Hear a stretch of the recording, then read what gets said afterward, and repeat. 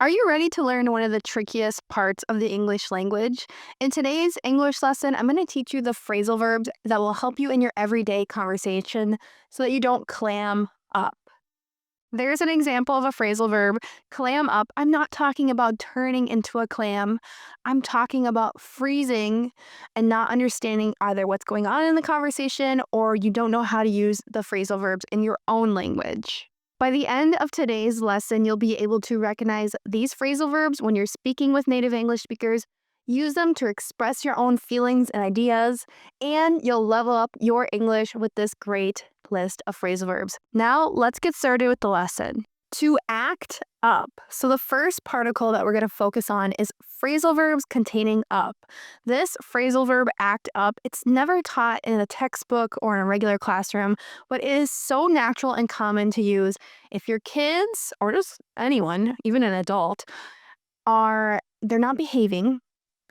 You could say that they are acting up, so they have bad behavior. Or sometimes, when the weather is bad outside and the kids can't go out to play, you could say the kids are acting up because they can't go outside and get their energy out. So you can see how this phrasal verb is really useful when speaking about behavior. Bad Bill's been acting up again. Now, we also use this phrasal verb in English to describe technology, machines, any sort of thing that is not working properly. Sometimes in movies, if a TV isn't working, the character in the movie will hit the TV and will be like, oh, sorry, the TV's acting up, and they hit it and it starts working again, which obviously that doesn't really work usually in real life. But if you have any sort of appliance in your home that just doesn't seem to be working right, and then it will start working again, and then maybe it's not working again, you could say it's acting up. It's starting not to work properly. One tip I'll give you for this phrasal verb is if something is completely broken, we would not say it's acting up. It's just if it's not working all the way or it's not working the correct way consistently. To brush up on. So if you brush up on something, it's either a skill or some sort of knowledge that you are trying to learn again or kind of refresh your memory of. Recently, I decided to brush up on my Spanish. Honestly, I haven't used my Spanish very much, and my Spanish is very much classroom Spanish. I've always been able to have limited conversations with native Spanish speakers, but I just haven't used it in a long time. So I was using ChatGPT. I was speaking with the AI, and I needed to brush up. I was really unpracticed with vocabulary. I was forgetting words. So I'm going to try to keep practicing. I'm going to keep brushing up on my Spanish because at one time I was a better Spanish speaker than I am now. Maybe you can relate if you have not used a language for a long time. You might need to brush up on it. I hope you brushed up on your Spanish. A lot of times, if you're going into an exam or a job interview and you feel pretty confident, but you need to review just a few things, maybe a few things about the company if you're going into a job interview, or if you're confident for a test, maybe you'll just go and look at your notes very quickly. You could say, I just need to brush up on a few things. It's not like full on studying. You're not studying very intently and hard, but you just need to refresh your memory a little bit. You need to brush up on some things. A lot of these phrasal verbs on this list today are very useful in many different situations and can be used in different contexts. So you definitely need to pay attention to how each one of these is used. This next phrasal verb is exactly like the others. So when we say build up, it means accumulate or to increase gradually. Now let's talk about some examples to help you understand how this phrasal verb is used. So obviously you could say, the snow is building up outside. That means it's snowing and it's accumulating. It's getting taller and taller. Or if you haven't cleaned your house in a while, you could say, wow, the dust is really building up on the shelves. That means the dust is increasing. You have a lot of cleaning to do. Build up her confidence. Now, there are things that are not physical, literal, that can build up. For instance, we could say the tension is building up. Maybe you're in a work meeting and people aren't fighting. They're not all out mad, but you can tell there is some disagreement and you feel like there could be a fight. That's when we say the tension in the room or in the meeting is building up. It's increasing. This is a common way to use this phrasal verb. Or we can use it in a more positive way. If your confidence is increasing, Maybe you're getting good at something, you're practicing a lot, you're having good results. You could say, my confidence is building up. So there's tons of ways, negative, positive, literal, to use the phrasal verb to build up. So definitely put this one into your conversations. Let's go back to the first phrasal verb I talked about in this lesson, to clam up. So when you clam up, you kind of freeze, either because of nervousness or just kind of shyness, or you just don't know what's going on. So you just freeze and you can't really do anything. It's kind of embarrassing when you clam up. If you've ever been to a class and you didn't do the homework or the reading, and the teacher asks you a question, and asks you something about the reading that you didn't do, and this has happened to me back when I was in university, I would just kind of clam up. I'd be like, I can't really talk because I just don't know what's going on, and I'm kind of nervous because I realize that the professor or the teacher is going to know I didn't do the reading. Nobody's perfect. It happens sometimes. If you clam up in a conversation, it could be because you're lying and you feel nervous about lying, or maybe just because the English is a bit advanced. That's why you're learning with me. I don't want you to clam up or freeze in your conversations. In life, I really try to be self-sufficient. This means I try to do things myself, I try to fix things myself, and I try to build things myself. But sometimes, especially when it comes to like plumbing problems or electrical problems in my house, I need a plumber or an electrician, somebody that knows what they're doing, an expert. And it's hard sometimes to find a person that's really good at doing this. They have good service. So I'll ask around my neighborhood and my friends to see if they know anyone that would be good for the job in my house. The phrasal verb to ask around, it means to ask multiple people for advice or information, especially if you're trying to find, the right piece of information or a recommendation that is going to work for your situation. Ask around about me. Maybe in a workplace, you might be looking for a piece of information to solve a problem, and nobody around you really knows the answer. So, a friend or a colleague might say, hey, I'll ask around to other departments in the workplace here to figure it out. So this just means they're going to go around and try to ask different people for the information that you need. Let's move on to some phrasal verbs containing out. The first one is bail out. If you bail out someone or something, you rescue them from a difficult situation. A huge part of economic history recently in the United States was in 2008 when the government had to bail out the big banks. The banks were about to fail, so they gave them a lot of money to bail them out, to keep them from failing, because it would have been bad for the economy. Supposedly. I'm not an expert, so don't shoot the messenger here. And when you give someone money so that they avoid failure, you're bailing them out. We can also use bail out to mean that we're going to leave suddenly. Maybe you're at an event or at a party and you just really need to go. You can say, sorry, hey, we're going to bail out real quick. This just means we're going to leave quickly. And oftentimes it's not expected that that's when you will leave if you use this phrase.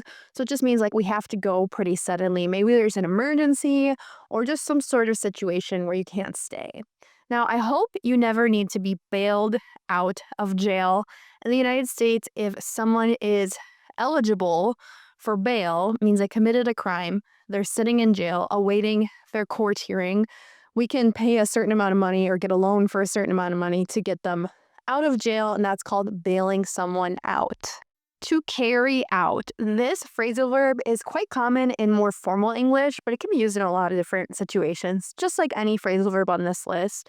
If you're going to carry something out, you're going to do it according to plan, or you're going to follow the instructions. Everyone carries out his duty. A lot of times in science, we say we are going to carry out an experiment. It means we're going to complete it. We're going to do all the tasks and the experiment to complete it.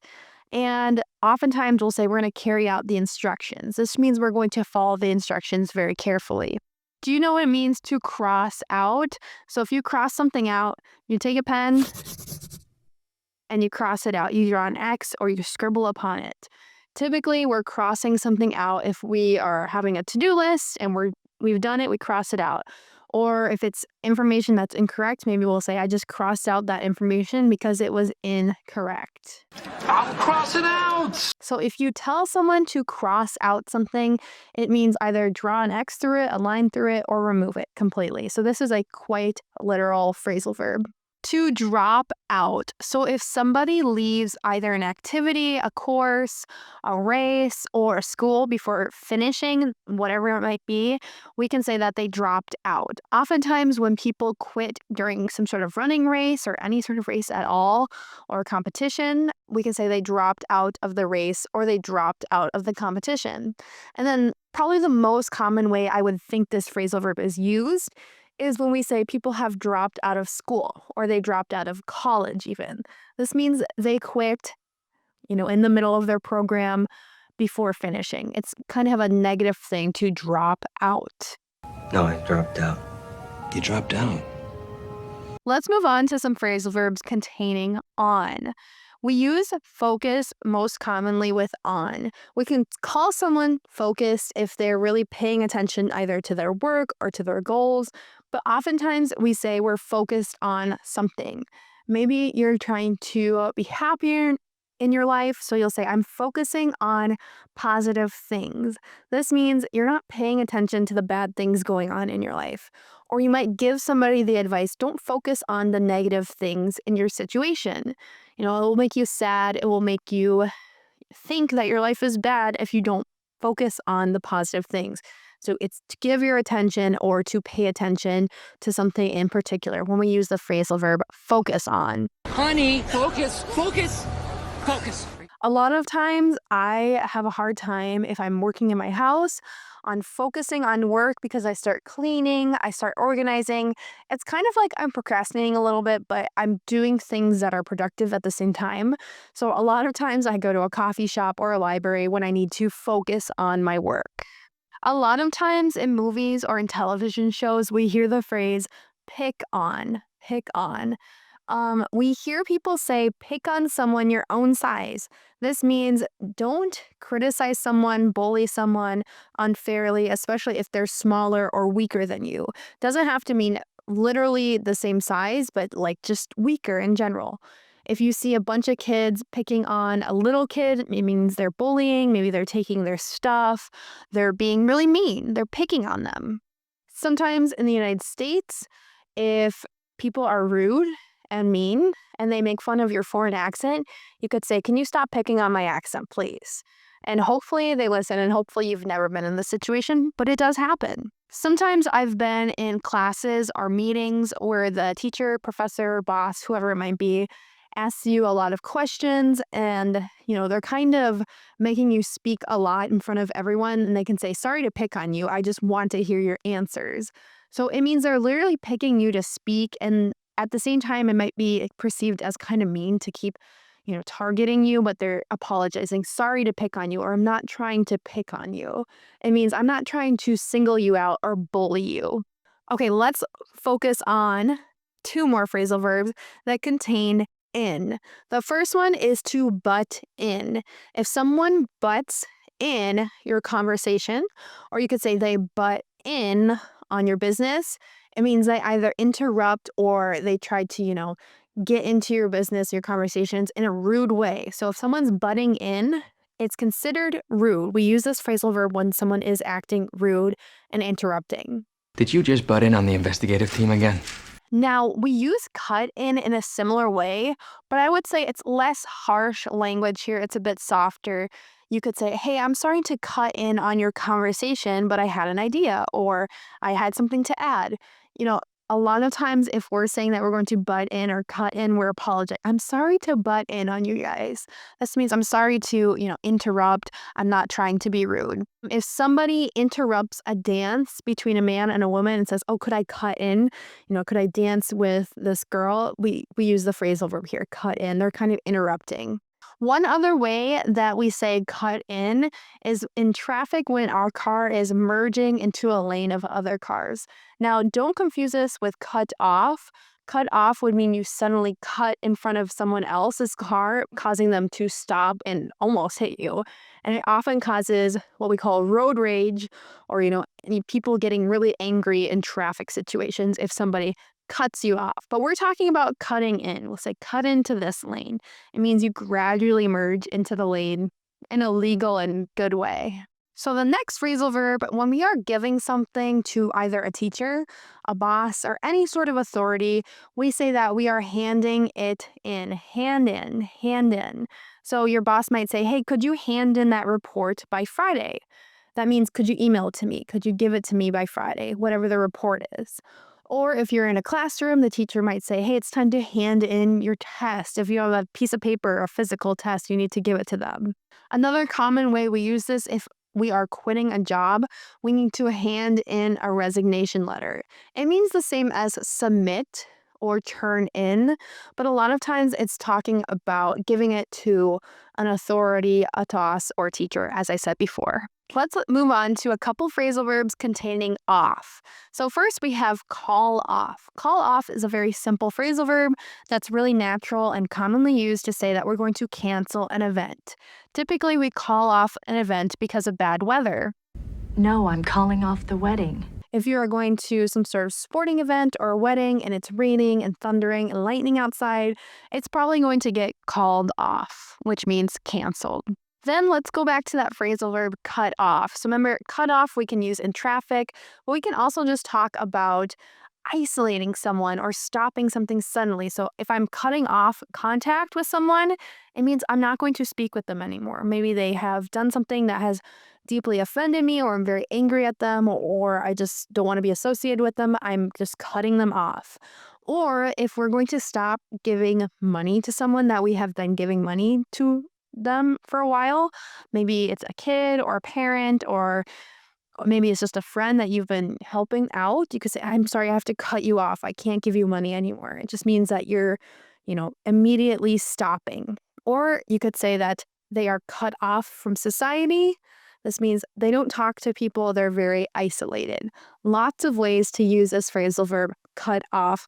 And you could simply just say, I'm going to cut off my hair, which means you're going to cut your hair very, very short. Cut it off.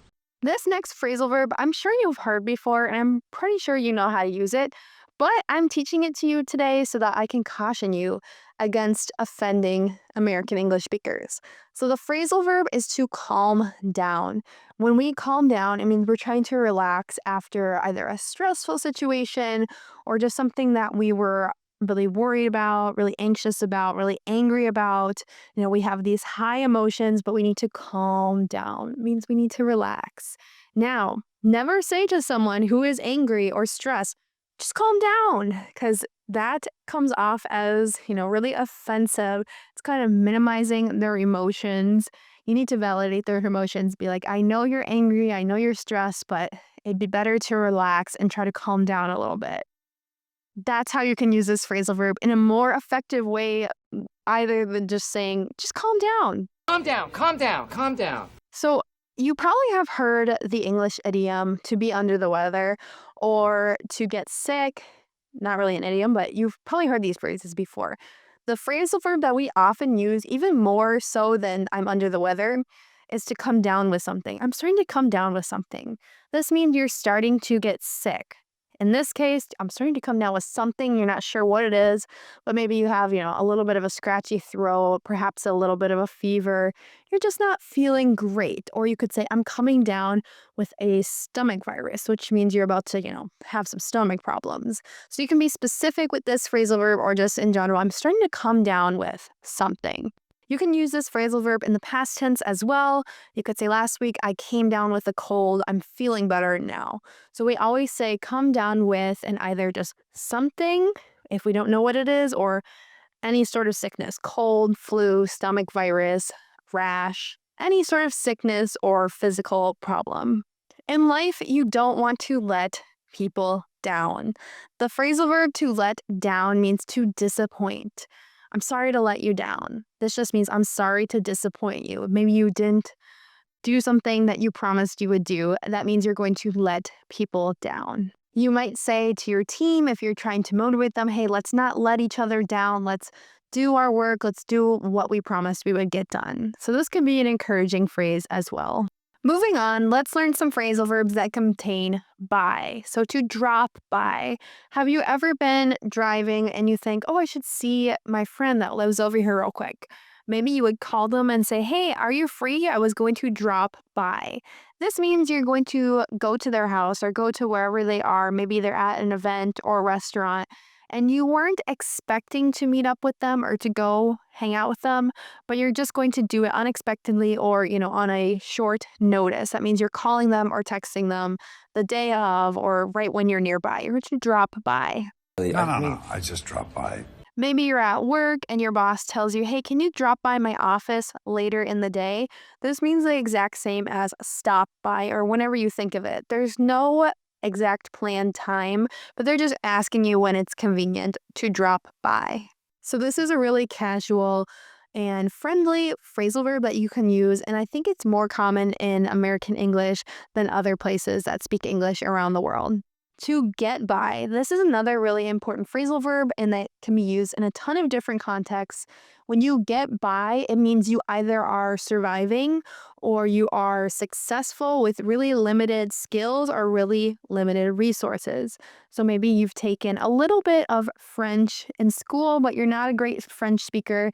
You could say, oh, I just have enough French to get by when I'm traveling.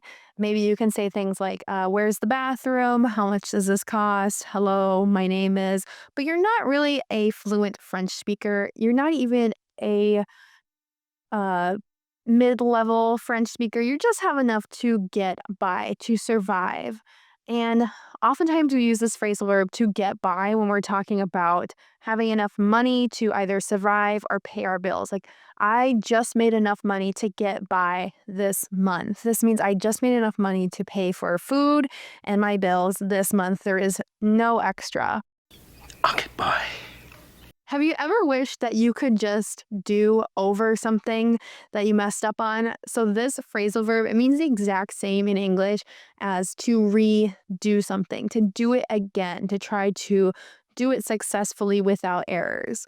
And oftentimes we use this phrasal verb as an actual noun. We say, oh, I want to do over. This means I want another chance. I want a second chance because I either messed up or failed. A friend the other day was talking about making a recipe and they were trying to make this really complicated frosting for a cake and it just wasn't turning out good. So they said, I kept having to do it over.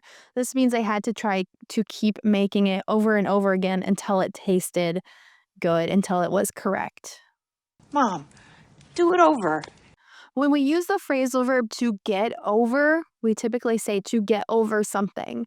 So we can use this again when we're talking about being sick. I need to get over this cold. This means I need to recover from this cold or this sickness. Or you could say, I need to get over this task. This means it's something really difficult and you just need to do it and be done and recover. We can talk about having an emotional recovery as well when we say we need to get over something. Maybe you are really disappointed or you have a breakup from a relationship and you've been very sad and depressed. You could say, I just need to get over this person or I need to get over this breakup. This means you need to recover emotionally from the situation that just happened. When talking about difficult situations, we can also use this next phrasal verb to come through. When we say that we're going to come through, typically we say come through on something. It means we are going to succeed through difficult conditions. So maybe you are in a college class or any sort of classroom and you have a grade that is not very good. You might say, I need to come through on this final exam. This means you need to succeed even though the class has been difficult. Pretty big deal. Come through. When you're in a team situation and one person, helps you in a really difficult situation, they do something that was difficult for everyone else and helped your team succeed, you could say that person really came through for the team. It means they delivered or they helped deliver good results in a very difficult situation.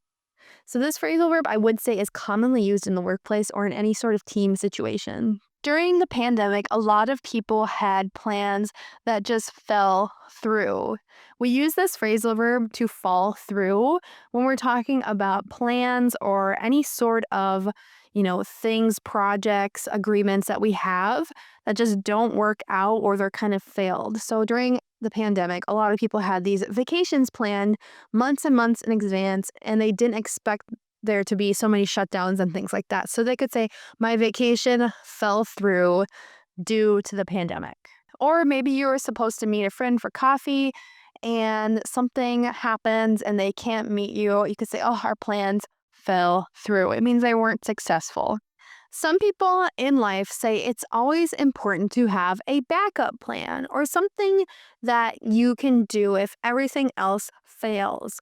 Another phrasal verb that we use for this is we can say we have something to fall back on. So this means it's an option or a resource or a plan that we can use if our main plan fails.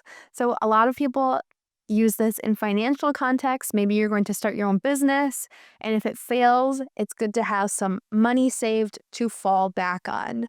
Or maybe you are going to move to another country, and if it doesn't work out, you can just move back in with your parents at home. That's your plan to fall back on. If you have children, sometimes you might want to yell at them or say, what's wrong with you? Why did you do that? But you need to hold back. You need to hold back your emotions. This means that you can't just express yourself very loudly. You need to stop yourself before you do something that's very impulsive or overly emotional or that can damage your relationship with your children in this case. The phrasal verb to hold back, it means to stop yourself or someone or something from doing something or expressing something. So we can also say, what's holding you back in life? This means what's stopping you from becoming successful? This is a really common question. Is there anything holding you back from achieving your goal? This means, is there anything stopping you? And we like to think of this phrasal verb as, something that, someone's trying to achieve a goal or go somewhere, but there are factors in life that are holding them back, like physically holding them back and just, holding them back in their goals. If you have a friend that you've been friends with for a long time, maybe since your childhood, from your younger days, you might have trouble staying close friends, and you might start to drift apart. The phrasal verb to drift apart, it means to lose closeness in a relationship, or maybe you're just not very good friends anymore. Maybe because you quite literally move away from each other, or you start to lose contact with each other. After you've worked with someone for a long time and you go to a new job, it might be hard to stay friends with your old coworkers and you start to drift apart. Slowly you're not texting them or emailing them or hanging out as much because you don't see them every day. So drifting apart is usually seen as a slow process. You're losing closeness with someone, or you're kind of losing your friendship slowly. We just drifted apart. It's complicated. Now, quite the opposite. If we say that a relationship is falling apart, it means it's very quickly stopping or not functioning. Maybe there is a big problem or a big argument that causes your friendship to fall apart, or even your romantic relationship to fall apart. It means to break or to just fail emotionally. Things fall apart. We could fall apart. A lot of times when people get old and they start to have sore muscles or some sort of injury or arthritis, we say kind of as a joke, oh, I'm falling apart, I'm falling into pieces. This just means our body is not working as it should. It's not working like when we were young. Sometimes when you're learning a new language or you're speaking a new language, it can feel like you don't catch on to jokes as quickly as everyone else who's a native speaker in the room. This phrasal verb, to catch on, means to understand. It can also mean to become popular. So you could say, skinny jeans or whatever type of clothing they're really catching on right now. This means a lot of people are starting to wear them. It's becoming popular. Like I was saying in my example before, if you're catching on to something, you're starting to understand it, like a joke. Maybe you didn't laugh at somebody's joke, and a few minutes later you start thinking, oh, I understand it now. You can say, oh, I just caught on to your joke from earlier. This is a really common natural phrase. It's catching on. Yeah. Chip in. So when we say chip in, it means everyone is sharing either an expense and they're giving a little bit of money to pay for something, or maybe if you are trying to get something done, we could say, could everyone chip in and try to help with this? During the Christmas season, usually for my parents, I ask my siblings to chip in on a gift. This means everyone contributes part of the money to pay for the gift so we can buy something nicer. Thank you so much for learning with me today. And if you'd like more resources to learn about these phrasal verbs and you would like access to my whole lesson library, make sure to visit EnglishWithKayla.com. I'll leave the link below to join my monthly membership, where you'll get access to this lesson with no ads. You'll get access to all the PDFs that go along with each week's lesson, and you'll also get quizzes and other fun learning activities. And you can ask me about the phrases that I teach. I'd love to hear from you if you join the membership. So I hope to see you there, and I hope to see you in the next video to learn some more English. Thanks again for watching. Goodbye.